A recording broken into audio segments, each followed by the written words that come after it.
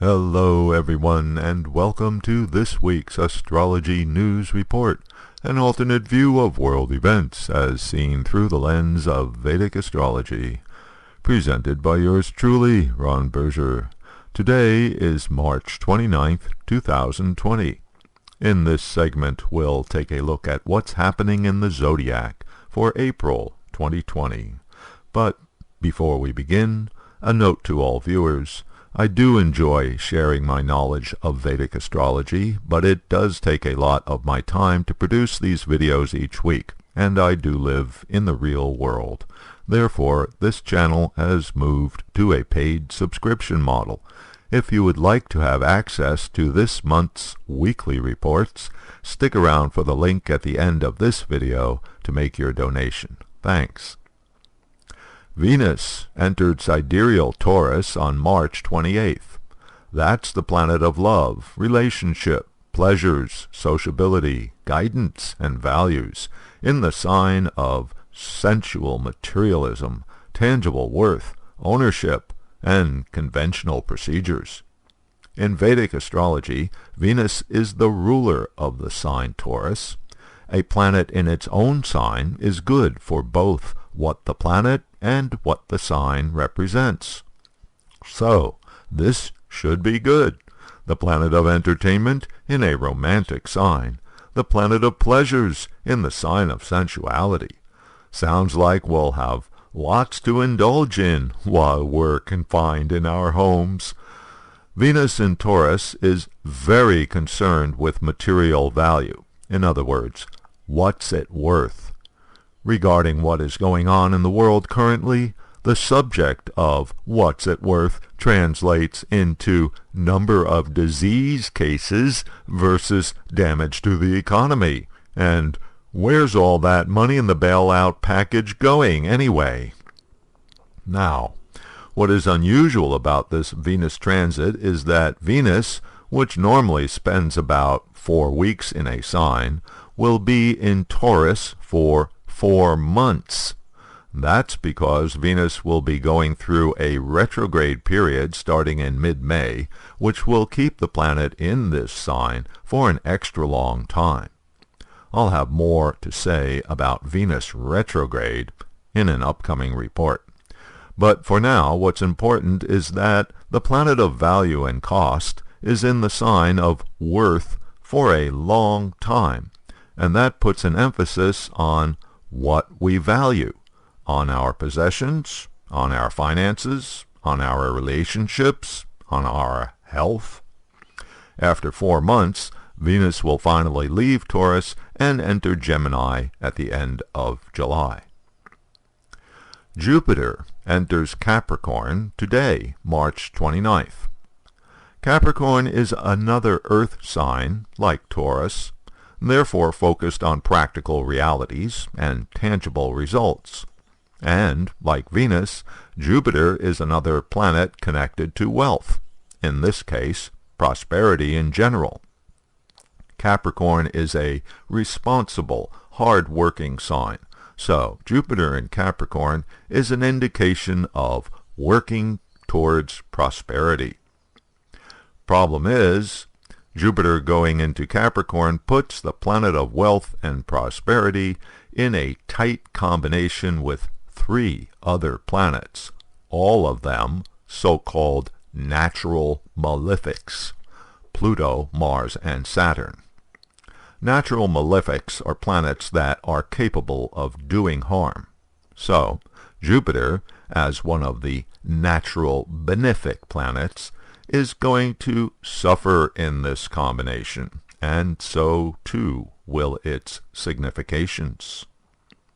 And, like Venus, Jupiter is also going to go into a retrograde period starting in mid-May. More about that in an upcoming report.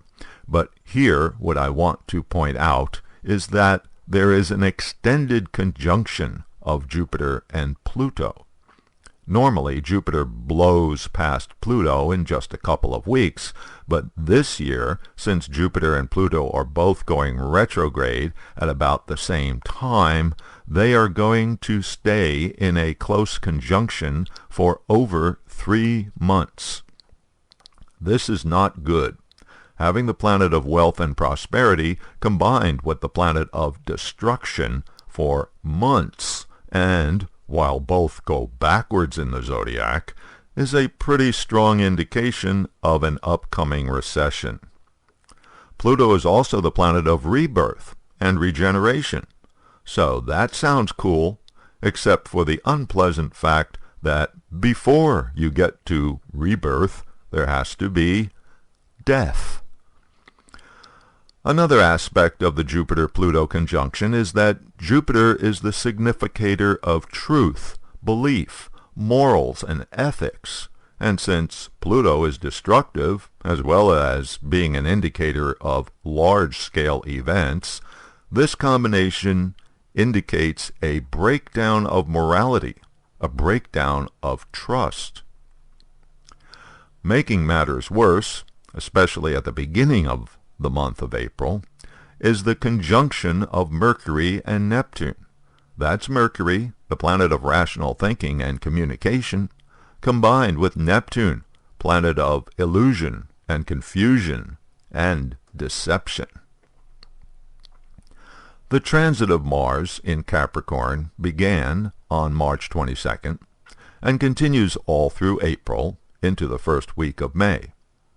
It's the planet of action in the sign of practical goals and tangible results, which is usually a good thing, and that's why Mars is considered exalted in Capricorn. But, as in the case of Jupiter, there are other planets in Capricorn that will alter the expression of the Mars energy. Immediately upon entering Capricorn, Mars became conjunct Pluto.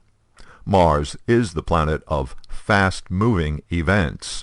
Pluto is the planet of mass events. In medical astrology, Mars is the planet of infections. Pluto is the planet of catastrophe.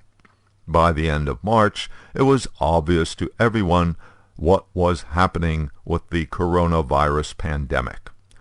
Governments around the world, large and small, were moving into action to deal with the global contagion. At the time of this report, at the end of March, Mars is exactly conjunct Saturn. Mars conjunct Saturn is the planet of force combined with the planet of control, and this is in Capricorn, the sign of management. The result is forced control. In other words, strict measures taken by governments to contain the situation, to stop the spread of COVID-19. This energy pattern continues through April. Is there any good news in the zodiac this month? Anything promising? Well, Venus, in its own sign, is certainly helpful. The planet of finance and money has already shown up as a massive financial rescue package, putting checks in the pockets of citizens and businesses. And not just in the United States. Other countries have acted as well. There's also the new moon, coming up on April 22nd. This month's new moon will be in Aries, a sign that likes new challenges, and will be conjunct Uranus, the planet of inspiration and realization. In the lunar zodiac, the new moon-Uranus combination will be in the nakshatra, the lunar sign, Ashvini, named for the Ashvin twins, two celestial horsemen from Vedic mythology whose names translate as truthfulness and bringing help. The Ashwins are the physicians to the gods.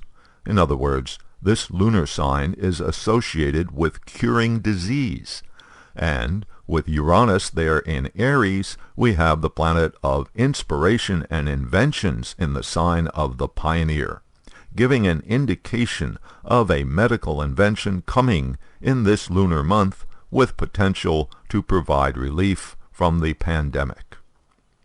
This new moon marks the beginning of the Hindu lunar month Vaisakha, named for where the full moon falls on May 7th in the lunar sign Vishakha, the sign associated with setting goals and achieving them.